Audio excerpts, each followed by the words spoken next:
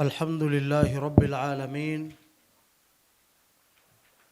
والعاقبة للمتقين ولا عدوان إلا على الظالمين ثم الصلاة والسلام على المبعوث رحمة للعالمين نبينا محمد وعلى آله وصحابته أجمعين ثم أما بعد. Ndugu zangu,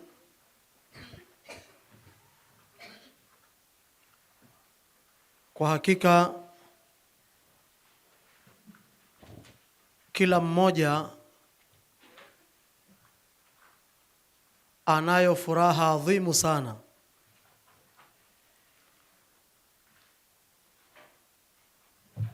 kwa kuwa Allah subhanahu wa ta'ala amemwafikisha na amemwezesha kufika katika muhadhara huu, katika darsa hizi ambazo ni darsa elekezi. Kwa hakika tunamuomba Allah subhanahu wa ta'ala sote atulipe kheri kwa kuwa tumejumuika na tumeshiriki katika kheri hii adhimu. Ndugu zangu,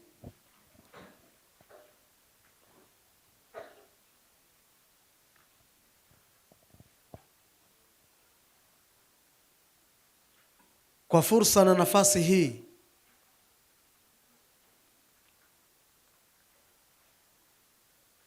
napenda kutoa pongezi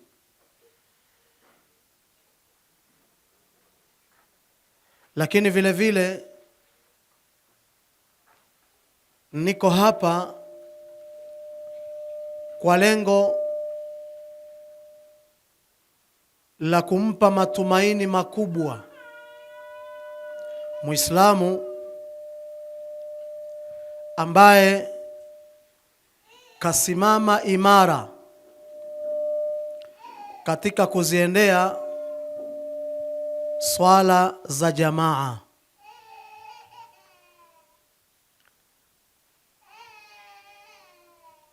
Nampongeza kila Muislamu ambaye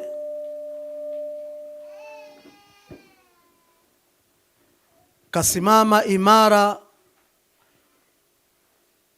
katika kuziendea nyumba za Allah jalla jalaluhu kwa lengo la kutekeleza swala za faradhi kwa jamaa. Lakini si hivyo tu, bali tunajua kwamba maswahaba radhiyallahu ta'ala anhum walikuwa wako imara sana katika kuziendea nyumba za Allah jalla jalaluhu kwa lengo la kuipata jamaa.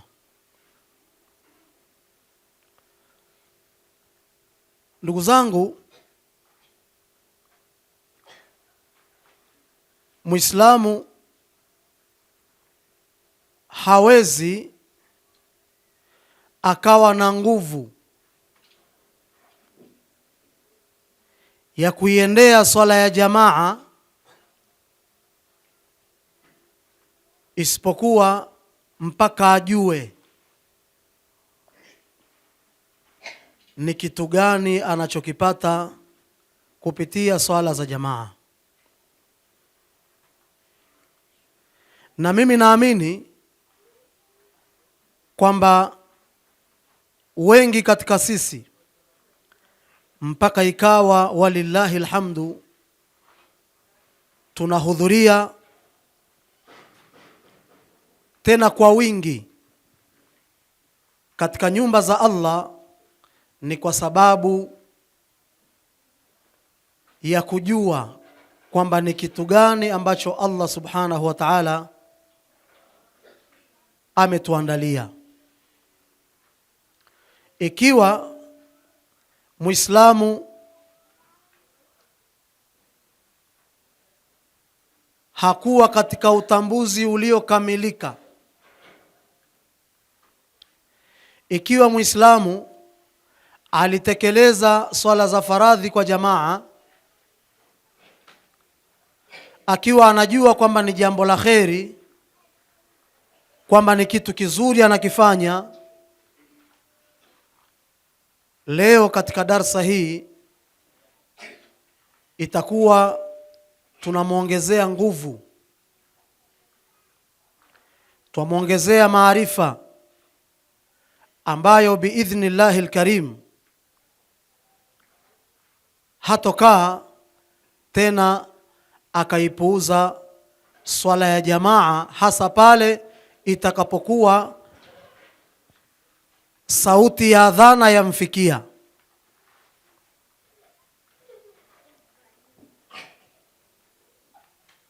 Ndugu zangu, tunajua wazi maneno ya Mtume sallallahu alayhi wasallam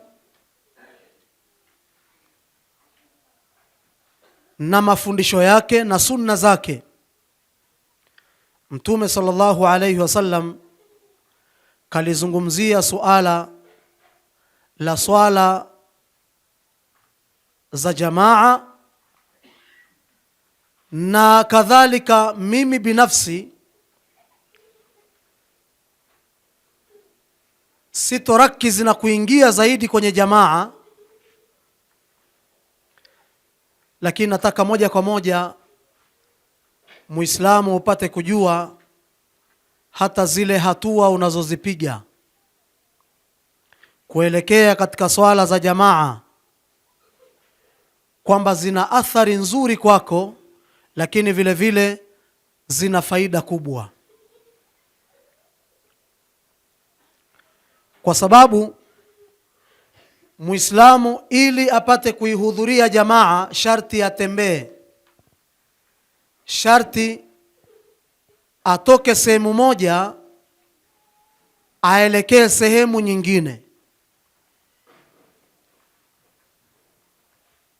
na hili huwa linatengeneza mazingira fulani ya uzito ikiwa Muislamu hajui ule uhalisia wa zile kheri ambazo anazipata kupitia zile hatua anazozipiga kuelekea katika swala za jamaa.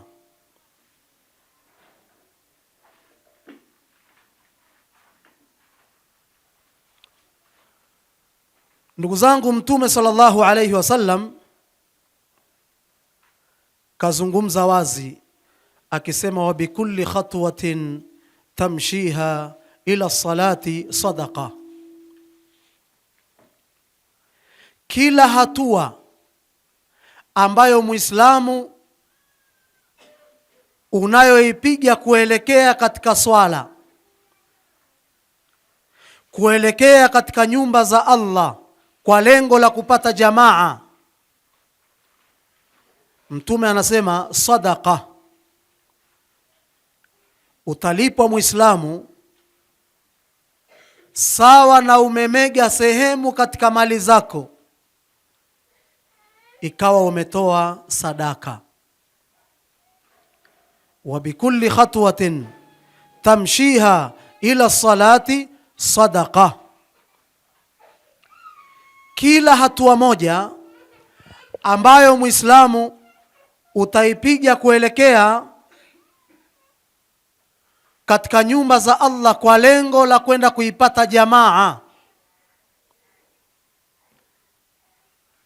manake ile hatua ya kwanza tayari malaika wanaandika fulani ibnu fulani amemega sehemu katika mali yake, kaitoa sadaka.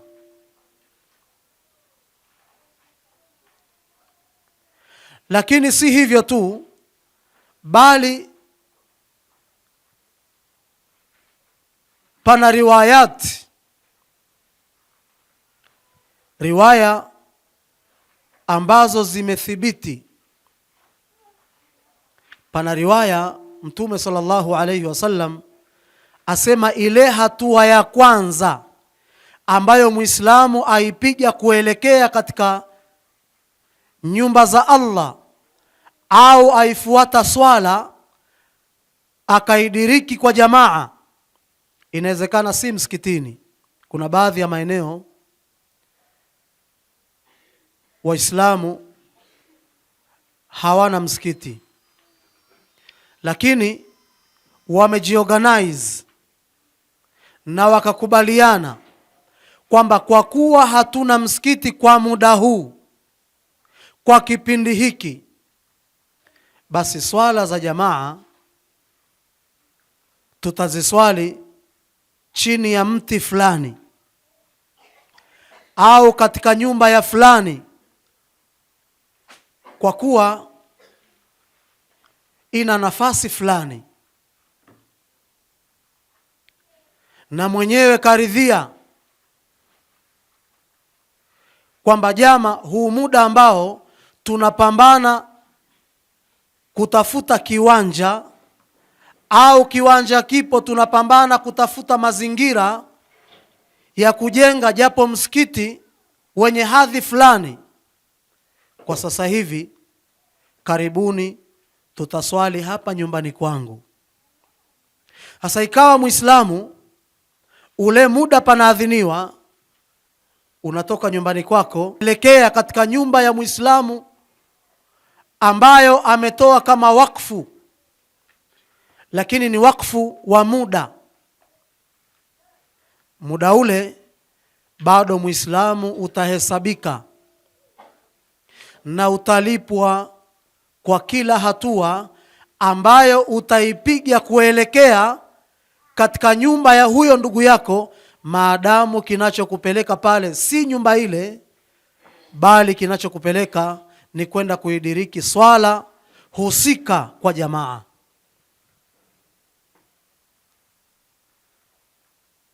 Mtume sallallahu alayhi wasallam akawapa moyo maswahaba radhiyallahu ta'ala anhum, katika riwaya nyingine akiwaambia kwamba hatua ya kwanza unayoipiga Allah akupandisha daraja, hatua ya pili Allah akufutia dhambi, hatua ya tatu daraja, hatua ya nne wafutiwa dhambi, wa hakadha. Itakwenda katika mtiririko huo huo mpaka ufike kule ambapo umeifuata swala husika kwa jamaa.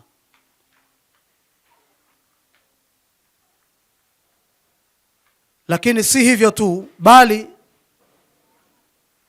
ulama wanatuambia ikiwa kilichokutoa pale ulipo ni kwenda kuidiriki jamaa, basi utalipwa hata zile hatua ambazo utazipiga wakati wa kurudi kuelekea kule ulikotoka. Ndugu zangu, suala la kuiendea swala ya faradhi kwa jamaa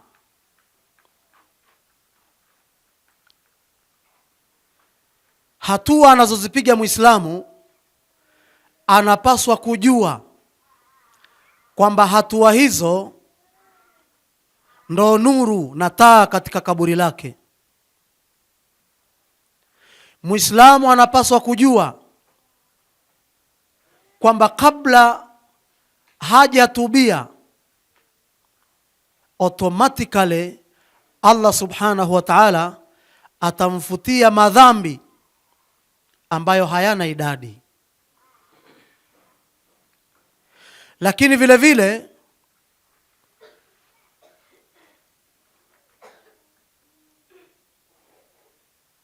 pale Madina maswahaba radhiyallahu ta'ala anhum wakati Mtume sallallahu alayhi wasallam akiwahimiza kuhudhuria jamaa, Mtume sallallahu alayhi wasallam akauzungumzia msikiti wake akisema, salatun fi masjidi hadha, swala moja itakayoswaliwa ndani ya msikiti wangu huu, khairun min alfi salatin fima siwa,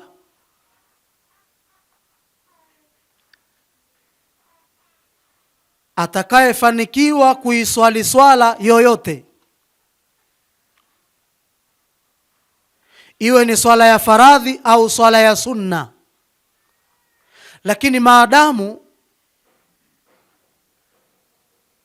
kaiswalia ndani ya msikiti wangu huu, malipo na thawabu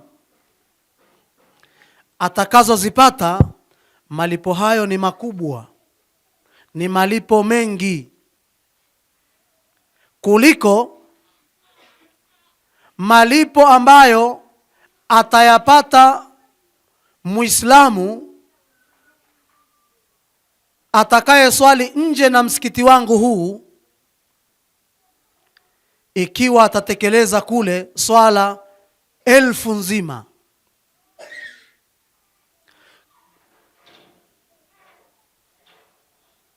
Tumetekeleza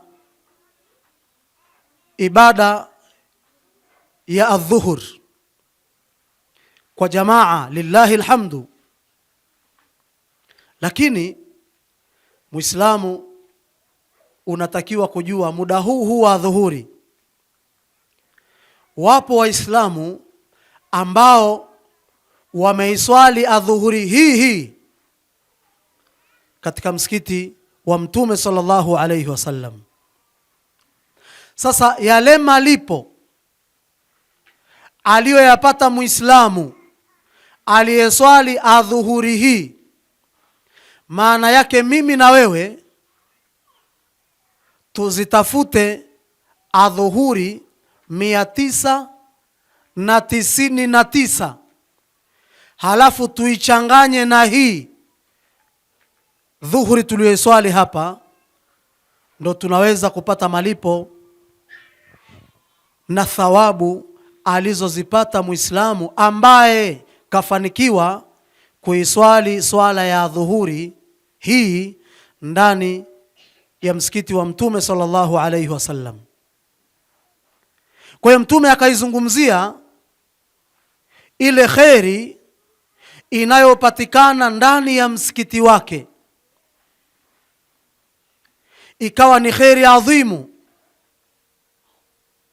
kheri ambayo atakayeswali nje na msikiti ule, hata kama itakuwa yuko Madina,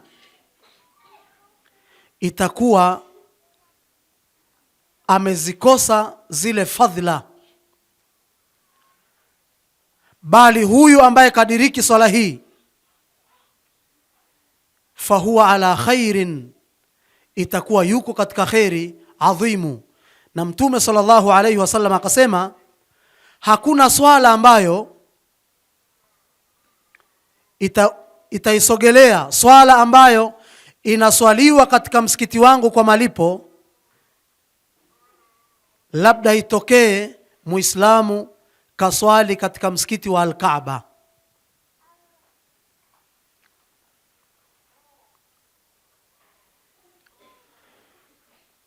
Masahaba radhiyallahu ta'ala anhum, hasa Banu Salima. Banu Salima walikuwa wako nje kidogo ya mji wa Madina. Sasa hivi panajulikana kama Qiblataini.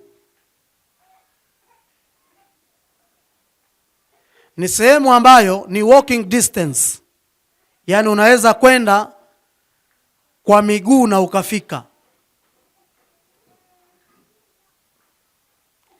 mwendo wa nusu saa hivi mpaka dakika 40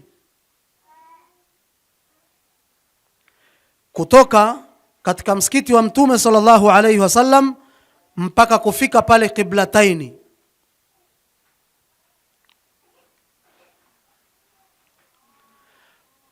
Maeneo yale walikuwa wakiishi Banu Salima. Banu Salima wakaona kwa kuwa tuko mbali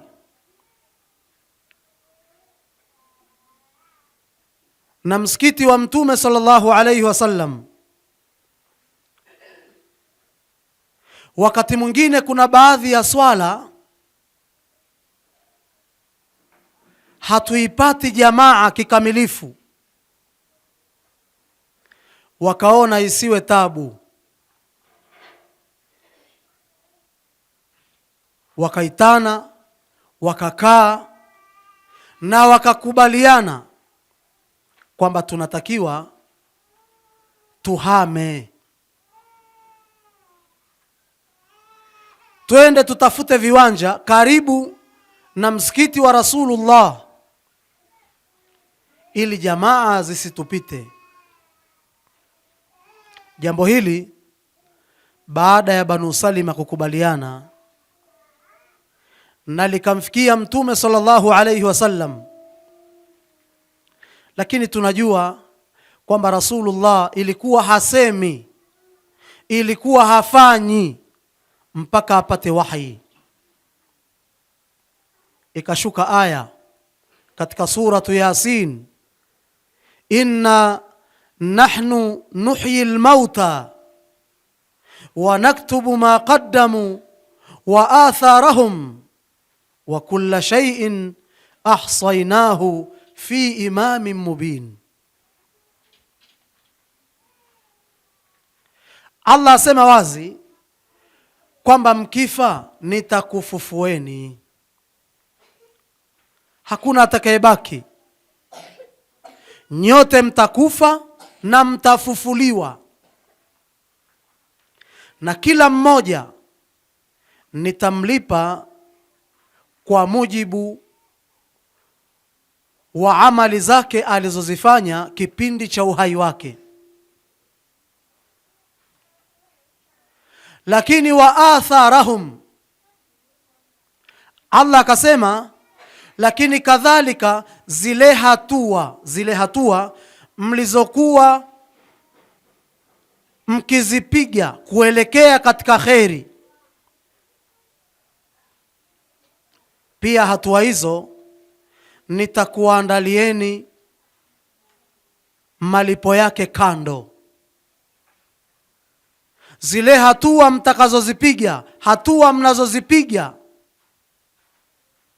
Allah subhanahu wa ta'ala asema ameandaa malipo yake, tena ni malipo ya kipekee.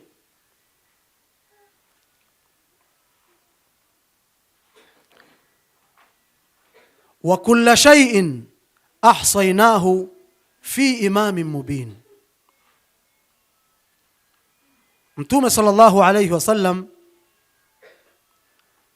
akawaita Banu Salima, akiwauliza na kuwaambia, balaghani annakum tantaqiluna qurba masjidi, nimepata taarifa kwamba mmekubaliana kuhama ili muwe karibu na msikiti wangu.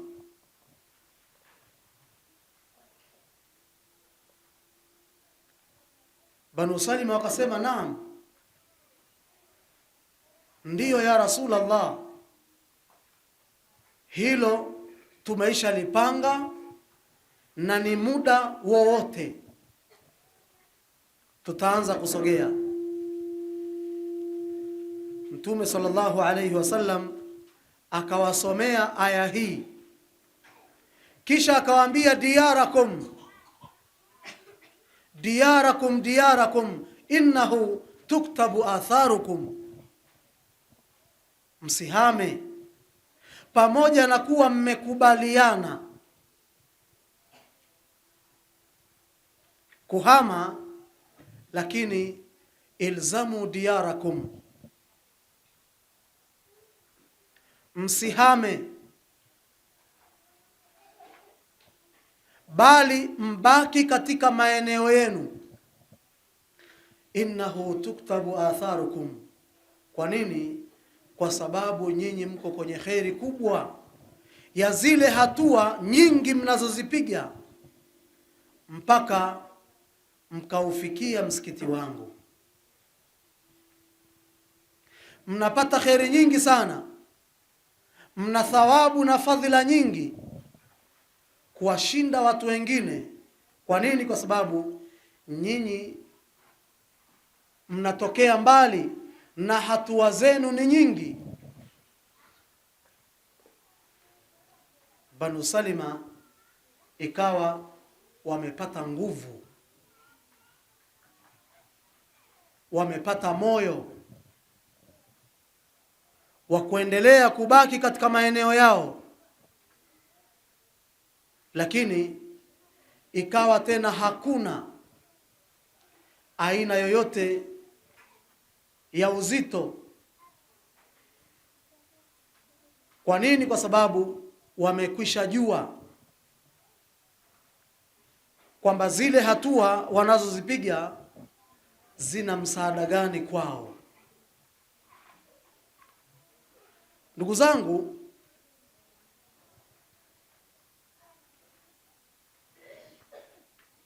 Mtume sallallahu alayhi wasallam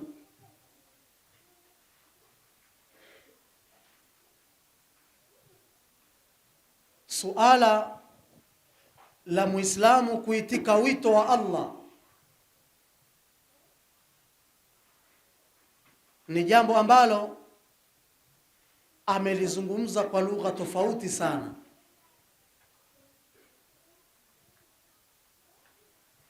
Na Muislamu vile vile unapaswa kujua wakati wa kuitika wito wa Allah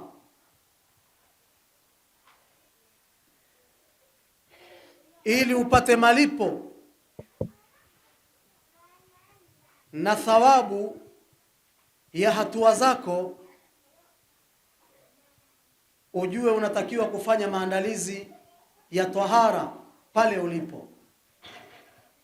Baadhi ya wanachuoni wanasema ili upate malipo kamili ya zile hatua, sharti ufanye maandalizi ya tahara nyumbani kwako au ofisini kwako au sehemu ambayo kuna wepesi wa wewe kupata udhu. Baadhi ya ulama wakasema ikiwa Muislamu atatoka kule aliko na hakufanya maandalizi ya kutawadha, maana yake anaweza kupishana na malipo na zile thawabu ambazo wengine watalipwa kwa kila hatua.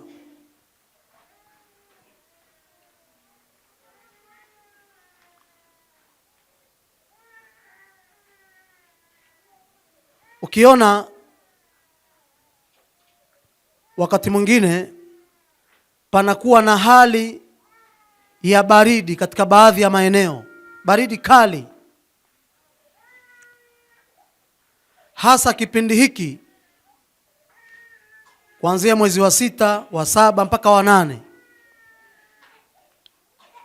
Muislamu unapaswa kujua hata ule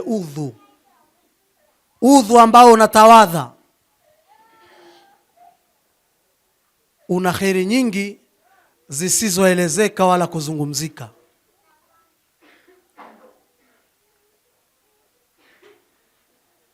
Na kadhalika Muislamu anapaswa kujua na kutambua kwamba madhambi yanaondoka kwa hadithi ya Mtume sallallahu alayhi wasallam, hata lile tone la mwisho linalodondoka katika athari ya udhu linaondoka na madhambi. Baadhi ya wanachuoni wakasema Muislamu akitawadha asichukue kitambaa akafuta ile athari ya udhu, kwa sababu ile athari ya udhu ina mantiki kubwa kwa Muislamu. Bali athari ya udhu na viungo ambavyo huwa vinayapata maji ya udhu, imethibiti kwamba ndo taa zetu, ni nuru katika makaburi, ni nuru mchana wa Kiyama.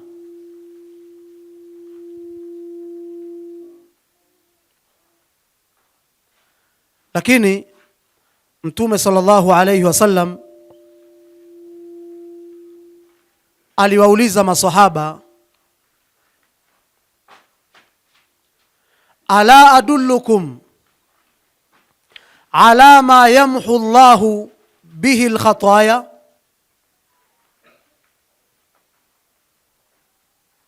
wa yarfa'u bihi darajat. Masahaba zangu, mnaonaje niwaeleze au niwaelekeze mambo ambayo Allah subhanahu wa ta'ala huwa anawafutia waja wake madhambi kwa wingi kupitia mambo hayo, lakini kadhalika Allah huwa anawapandisha daraja kwa wingi waja wake kupitia mambo hayo hayo.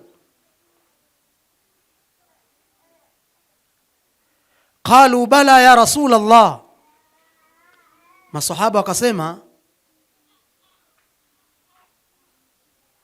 hayo si ndo mambo unatakiwa kutueleza ewe mjumbe wa Allah? Hayo mambo sisi tuko tayari kuyapokea na tutayafanyia kazi. Mtume sallallahu alayhi wasallam akawaambia masahaba, isbaghul wudhu ala almakarih, kwamba Muislamu anapaswa kujua kwamba anapotawadha wakati wa kipindi kigumu cha baridi, ule udhu peke yake Mtume sallallahu alayhi wasallam amekwisha thibitisha kwa hadithi hii, wal hadithu sahihun yarwihi al-Imamu Muslim.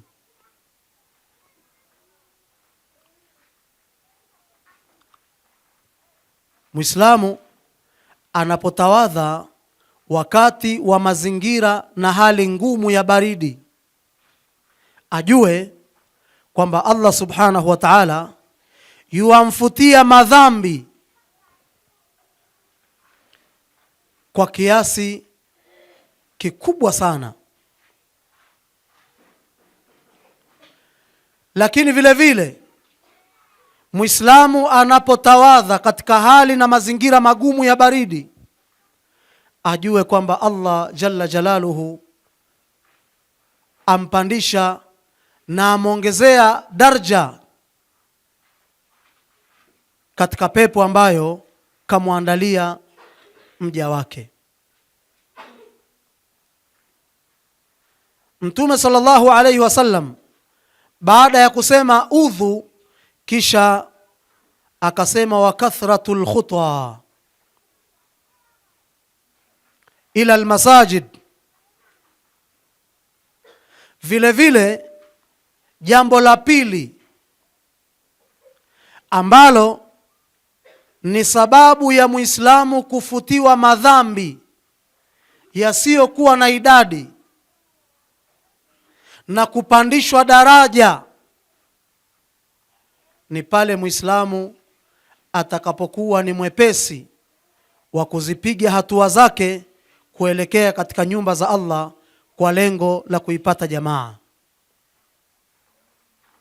Kwa hiyo kwa kadri ya Muislamu, kwa kadri ya wingi wa zile hatua ambazo Muislamu atazipiga,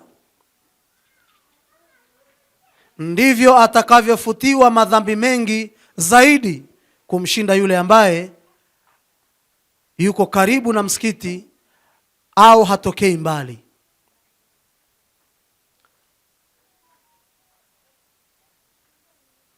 Lakini vile vile jambo la tatu, Mtume sallallahu alayhi wasallam akasema, wa intidharu salah ba'da salah, na atapandishwa daraja za juu peponi ni yule ambaye atakuwa na kawaida ya kusubiri swala fulani baada ya kuwa ameiswali swala fulani.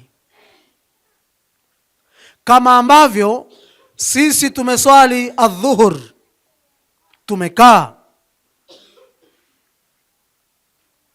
tukisubiri salatul asri. Sasa iwe ni kawaida kwa Muislamu kwamba anapoingia katika swala fulani, ikiwa hana dharura na mambo ya muhimu nje, ni bora akabakia pale aliposwalia swala fulani, akiendelea kumtaja na kumdhukuru Mola wake, akaendelea kuisoma Qur'ani kwa namna fulani, kakaa pale amswalie Mtume sallallahu alayhi wasallam kwa wingi, akiwa anasubiri muda wa swala nyingine ufike aswali. Bali zimekuja riwaya zaonyesha wazi kwamba Muislamu akiswali salatul fajri akabaki katika mswala wake, amtaje Allah mpaka jua likachomoza, Mtume sallallahu alayhi wasallam anasema huyu ataandikiwa katika akaunti yake sawa na ametekeleza ibada ya umra na ibada ya hija. Tena Mtume akisema tama, itaingia Muislamu katika akaunti yako, akaunti ya mazuri yako,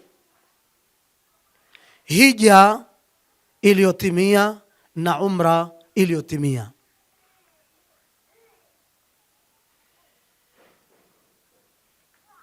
Na jambo hili yawezekana Muislamu mwanamama akaona sasa sisi kheri hii natupita, kwa sababu kuzifuata swala za jamaa katika nyumba za Allah, hili ni jambo la wanaume. Mwanamke au mwanamama kwake si lazima, itokee tu amekuja kama hivi akaipata swala ya jamaa, lakini vile vile kwa lengo la kupata kusikiliza muhadhara, au mwanamama ametoka nyumbani kwake kwa ajili ya kwenda kupata hutuba ya Ijumaa, pamoja na kuwa Ijumaa kwake si lazima.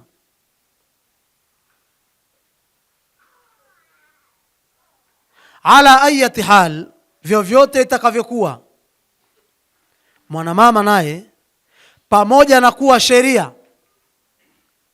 pamoja na kuwa fiqhi imemtaka aswalie nyumbani kwake, lakini thawabu na malipo yote haya tunayoyazungumza mwanamama naye anayapata, hakuna kinachopungua.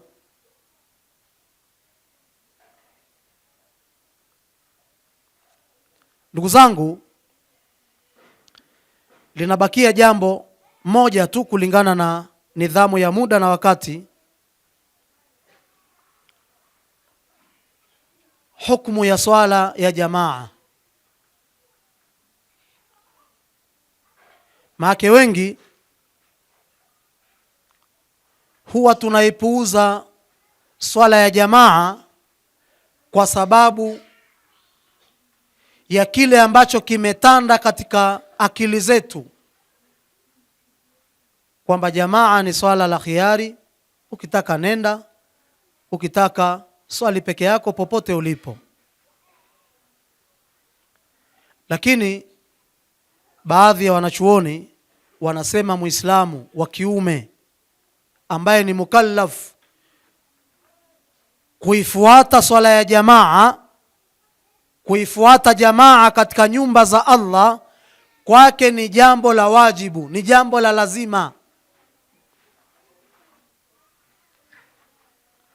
Hana khiari Muislamu ya kuswalia anapotaka yeye, bali Muislamu amekalifishwa na kulazimishwa kwamba unapofika muda wa swala fulani, basi atoke pale alipo aende aifuate jamaa.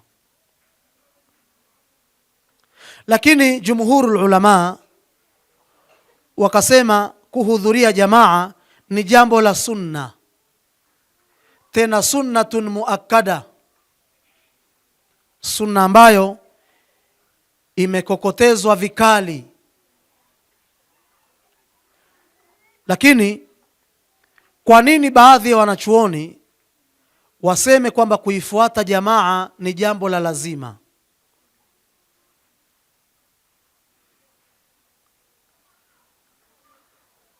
Pana adilla na vigezo ambavyo vimethibiti kisheria, lakini nitaje sababu tatu kwa haraka haraka. Kwa nini ikawa Muislamu aambiwe ni lazima kuswalia msikitini? Jambo la mwanzo, Mtume sallallahu alayhi wasallam alitamani swala ikimiwe, halafu aamrishe kwamba fulani swalisha, kisha atoke na kikosi na wachukue mizigo ya kuni. Wakati swala inaendelea msikitini, wao waende mtaani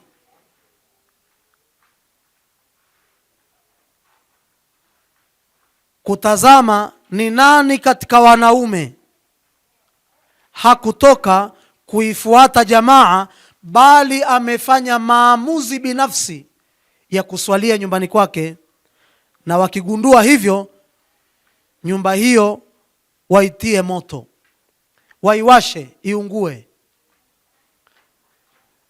Mtume alitamani hivyo, lakini akasema siwezi kufanya, kwa sababu majumbani kule pana wanawake, majumbani kule pana watoto, majumbani kule pana wazee waliochoka, majumbani kule pana wagonjwa. Sasa wanachuoni wakasema, lau ingekuwa kuifuata jamaa ni jambo la khiari, jambo la sunna, Mtume sallallahu alayhi wasallam asingetamani kuichoma nyumba ya Muislamu.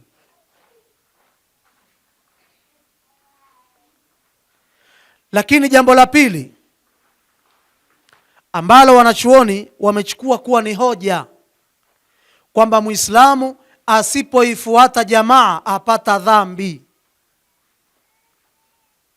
Kwa nini? Kwa sababu amefanya jambo kinyume na utaratibu, amefanya jambo ambalo litakuwa kaivunja amri, jambo la lazima, jambo la wajib.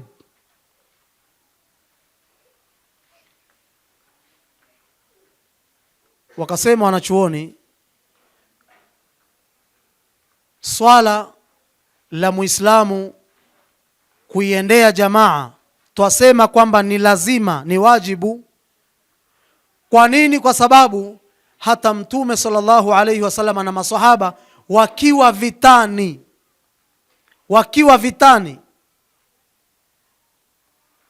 hawakupata ruksa ya kila mmoja aswali peke yake, bali Allah aliwaamrisha watekeleze swala za faradhi kwa jamaa. Wako vitani, tena Allah akatoa maelekezo muhimu sana kwamba unapofika muda wa swala, akimweleza mtume wake, kisimame kikosi ukiswalishe, na kikosi kingine kichukue silaha kwa lengo la kuwalinda na kuwahami wale ambao wanaitekeleza swala husika kwa jamaa. Na hata wakimaliza hao, nao wachukue silaha ili kikosi hiki kingine na chenyewe kipate kuidiriki jamaa. Na wakati hawa wakiipata hiyo swala ya jamaa, kikosi cha mwanzo ambacho kilikwisha kamilisha, na wao wapate kuwalinda hawa ambao wanaipata jamaa. Ulama wakasema, ikiwa Mtume sallallahu alayhi wasallam na maswahaba wameamrishwa katika mazingira ya kivita, wako vitani, sehemu ambayo saa yoyote laweza kutokea, lakini bado wameambiwa mswali kwa jamaa. Wakasema kwa mantiki hiyo, jambo hili haiwezekani watu wanapokuwa katika mazingira ya amani iwe ni jambo ambalo si la lazima. Imekuwaje kule vitani iwe ni lazima, halafu katika mazingira ya amani, watu wako majumbani, wako katika miji yao, kuna usalama wa kutosha na ulinzi wa kutosha, halafu iwe swala la jamaa, kuiendea jamaa ni la lazima? Ni kisa na hadithi ya Abdullah ibn Ummi Maktum. Huyu sahaba alikuwa ni kipofu.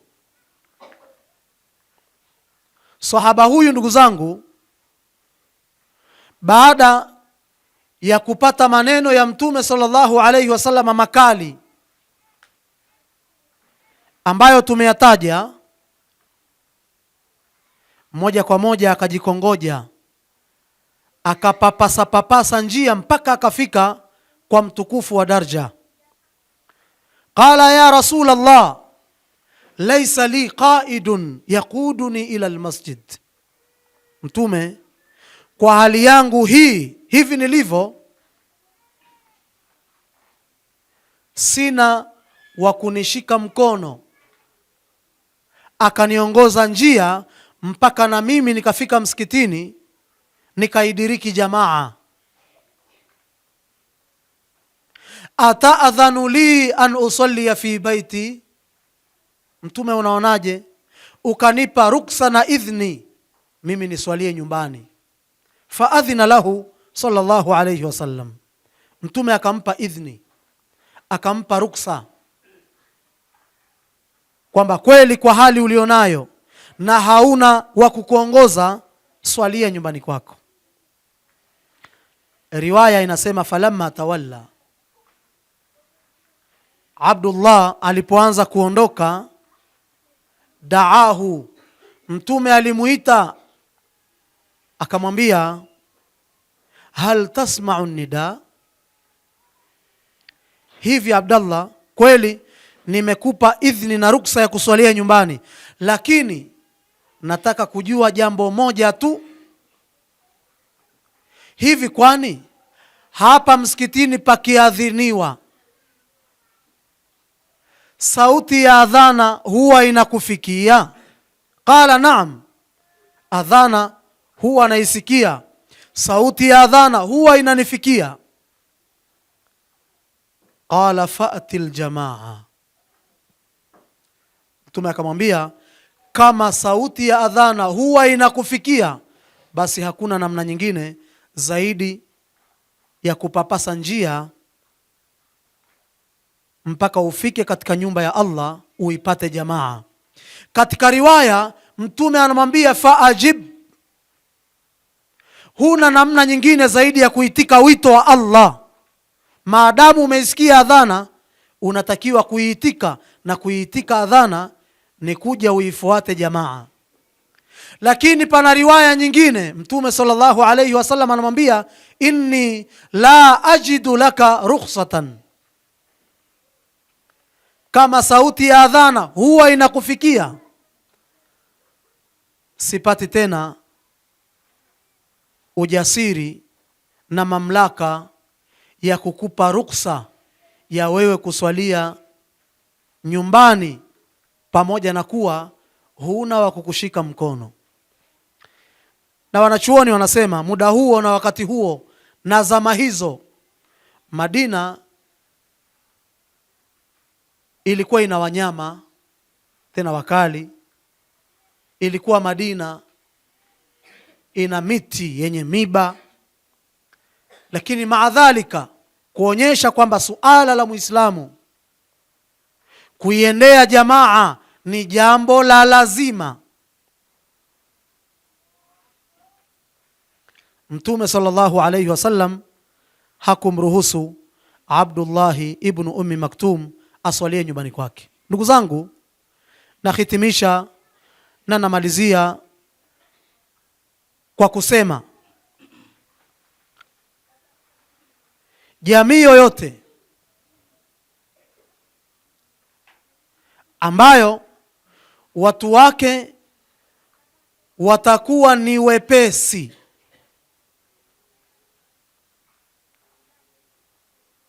wa kukutana katika vipindi vya swala za faradhi kwa jamaa, jamii hiyo hata maadili yake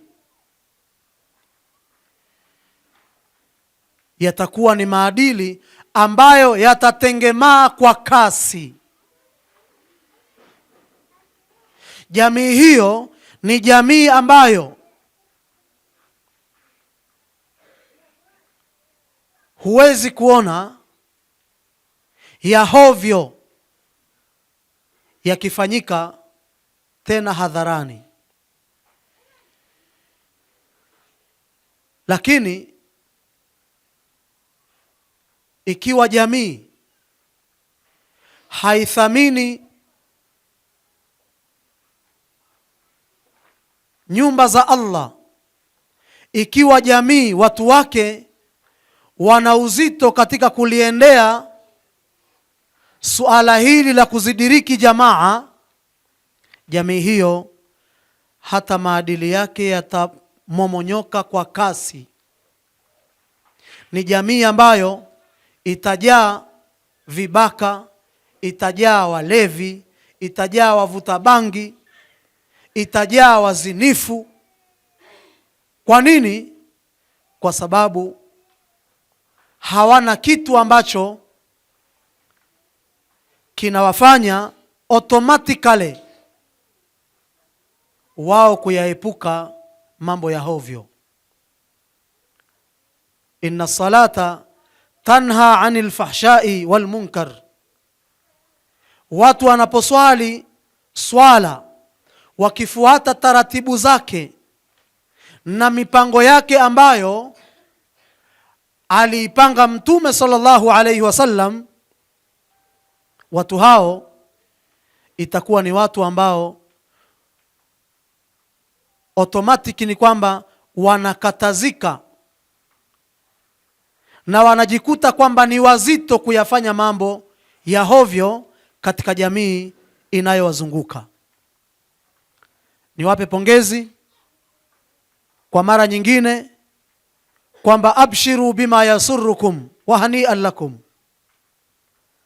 Hongera na pongezi kubwa kwa Muislamu ambaye yuko macho, yuko imara, wakati mwingine akawachukua hata watoto wake akiwashika mikono, twendeni tuifuate swala fulani kwa jamaa.